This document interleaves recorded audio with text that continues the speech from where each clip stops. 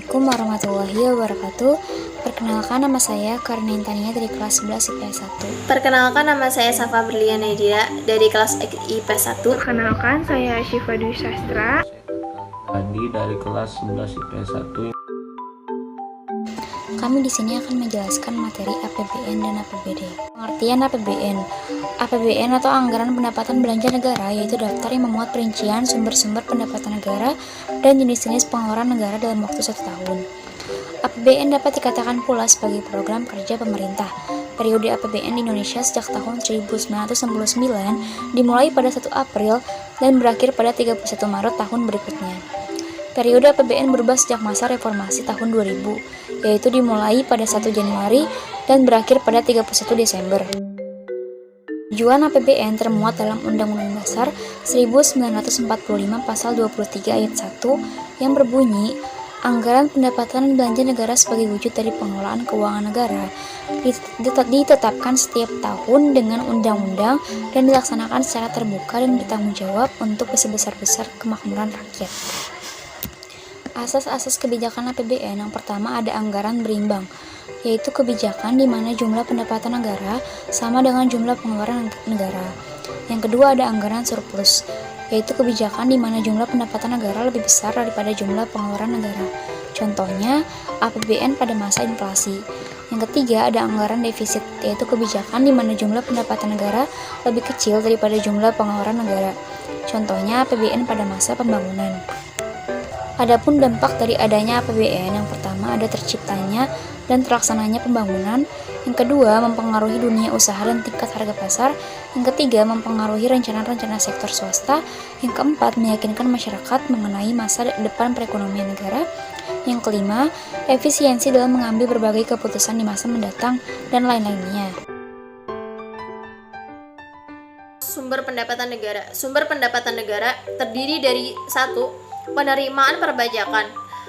Penerimaan perpajakan terdiri dari pajak dalam negeri.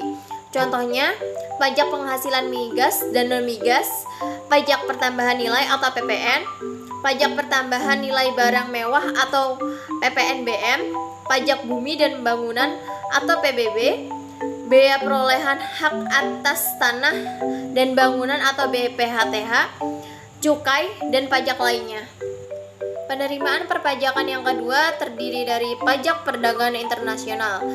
Contohnya bea masuk dan pajak ekspor. Yang kedua, ada penerimaan negara bukan pajak atau PNBP yang terdiri dari penerimaan SDA, misalnya minyak bumi, gas, pertambangan, kehutanan dan perikanan, laba BUMN, PNBP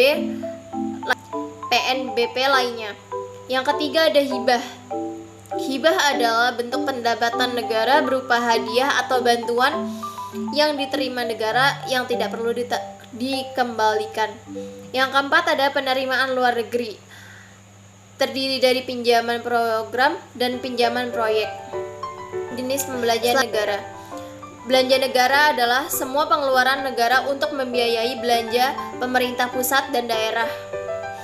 Belanja pemerintah pusat terdiri dari 1. Pengeluaran rutin yang terdiri dari belanja pegawai atau gaji, belanja barang, belanja modal, pembayaran bunga utang dalam atau luar negeri, subsidi, pengeluaran rutin lainnya. Yang kedua ada pengeluaran pembangunan. Pengeluaran pembangunan terdiri dari pembiayaan pembangunan dan pembiayaan proyek. Yang ketiga adalah dana perimbangan untuk daerah. Dana perimbangan terdiri dari dana bagi hasil, dana alokasi umum atau DAU, dan dana alokasi khusus atau DAK. Yang keempat ada dana otonomi khusus dan penyesuaian. Pembiayaan lain yang masuk dalam APBN yaitu adalah perbankan dalam negeri, privatisasi, penjualan aset program restruktur perbankan, surat utang negara, pembiayaan luar negeri misalnya nilai tukar rupiah, PDB, dan harga minyak dunia. APBD, singkatan dari Anggaran Pendapatan Belanja Daerah, adalah daftar yang memuat rinci sumber-sumber pendapatan daerah dan jenis-jenis pengeluaran daerah dalam waktu 1 tahun. APBD sama saja dengan APBN, namun dalam skala atau lingkup yang lebih kabupaten atau kota. Tujuan APBD yang utama adalah sebagai pedoman penerima dan pengeluaran negara di daerah dalam rangka pelaksanaan otonomi daerah dan meningkatkan kemakmuran masyarakat. Pendapatan daerah dan jenis pembelanjaan daerah. Sumber pendapatan daerah terdiri dari pendapatan asli daerah atau biasa disebut PAD, dana perimbangan, dan juga pinjaman daerah. Pendapatan asli daerah dibagi menjadi beberapa kelompok. Yang pertama ada pajak daerah. Pajak daerah terdiri dari pajak hotel, restoran, hiburan, reklam, penerangan jalan, pengambilan bahan golongan C, dan parkir. Yang kedua ada retribusi daerah. Yang ketiga, hasil pengelolaan kekayaan yang dimiliki daerah dipisahkan menjadi beberapa bagian, yaitu bagian laba atas penyertaan modal pada BUMD, bagian laba atas penyertaan modal pada BUMN, dan bagian laba atas penyertaan modal pada perusahaan swasta. PAD lainnya yang sah berasal dari lain-lain milik Pemda, misalnya hasil penjualan aset daerah yang tidak dipisahkan, jasa giro, pendapatan bunga, penerimaan atas tuntutan ganti rugi daerah, dan lainnya. Lalu yang kedua ada dana perimbangan. Dikelompokkan menjadi 3 bagian. Yang pertama ada dana bagi hasil. Dana bagi hasil merupakan bagi hasil dari pengelolaan sumber daya alam negara. Lalu yang kedua ada dana alokasi umum, berfungsi sebagai pemerataan kemampuan keuangan daerah. Yang ketiga ada dana alokasi khusus, berfungsi untuk mendanai kegiatan daerah yang disesuaikan dengan prioritas nasional. Lalu yang ketiga ada pinjaman daerah.